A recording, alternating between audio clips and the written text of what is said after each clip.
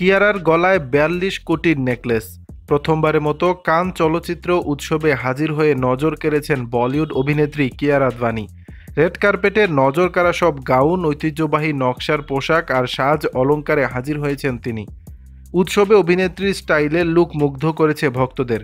কান চলচ্চিত্র উৎসবের red sea film foundation for women in সিনেমার গালা ডিনারে অংশ নিয়েছিলেন কিয়ারা আদভানি। অভিনেত্রীর এই ইভেন্টের লুকও নেটিজেনদের হট ফেভারিট।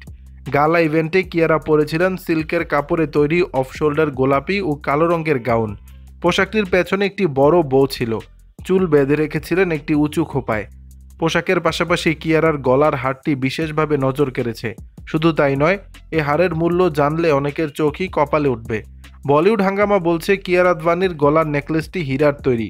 এই নেকলেসে হীরার উপরে হলুদ রঙের পাথর বসানো হয়েছে। এটি তৈরি করেছে বিলাসবহুল ব্র্যান্ড বুলগারি।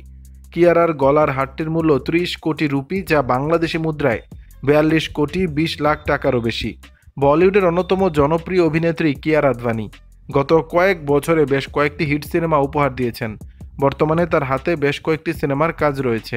দর্শক, বিষয়টি নিয়ে আপনাদের মতামত জানাবেন নিচের কমেন্ট বক্সে।